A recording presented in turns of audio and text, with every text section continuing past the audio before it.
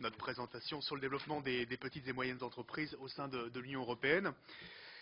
Tout d'abord, dire bien évidemment en introduction que les PME font l'objet aujourd'hui de toutes les sollicitations. C'est particulièrement vrai dans le discours qui est tenu par la Commission européenne à travers l'acte pour le marché unique qui érige le soutien aux petites et moyennes entreprises au rang d'une ardente obligation. Le Small Business Act, cadre stratégique de l'Union européenne visant à renforcer les PME pour leur permettre de se développer et de créer des emplois, vous le savez, a été mis en place notamment entre 2008 et 2010.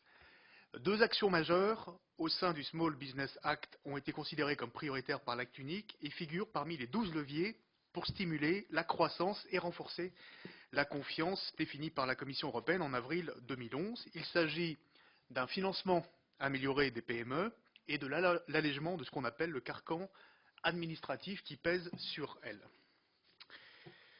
Alors, quel est aujourd'hui le cadre général des actions prioritaires de l'Union européenne pour aider au développement des PME?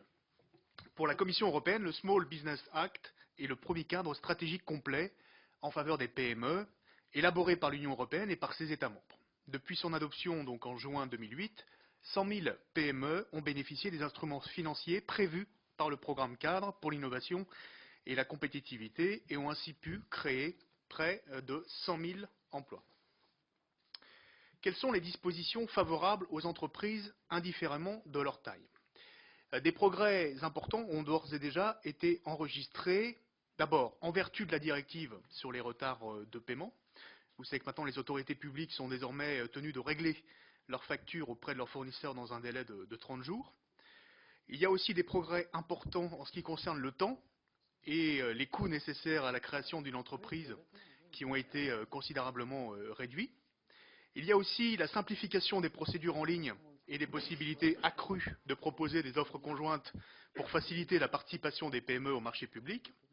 Et donc, dans le bilan qu'elle livre en début d'année, la Commission européenne indique vouloir donner un nouvel élan au Small Business Act à travers les points suivants. D'abord, le développement des guichets uniques dans les États membres afin de faciliter les procédures administratives.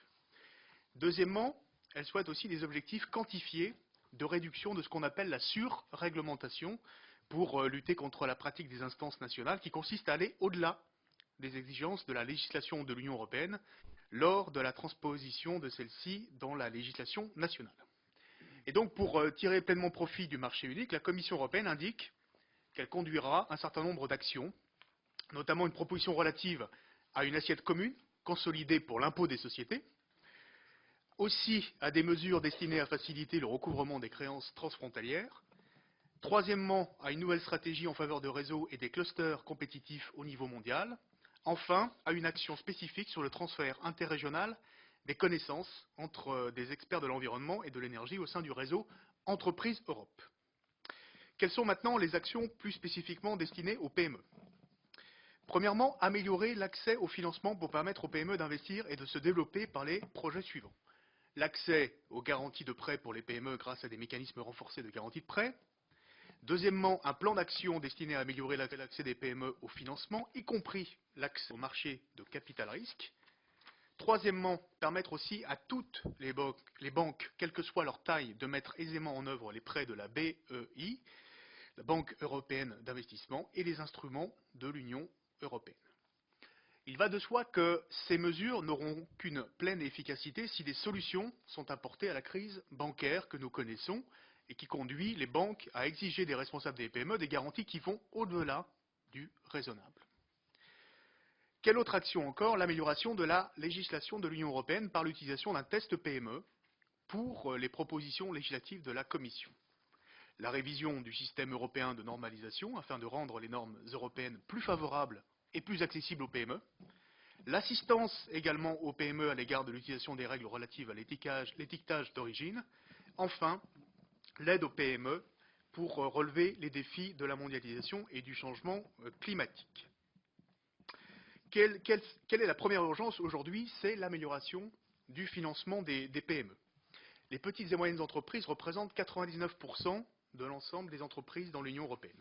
Avec la crise financière, la situation s'est détériorée de façon significative. Les banques sont devenues beaucoup plus réticentes au risque et à l'exigence de garantie qui en découle, et elle crée des difficultés pour toutes les PME, en particulier dans le secteur des entreprises innovantes.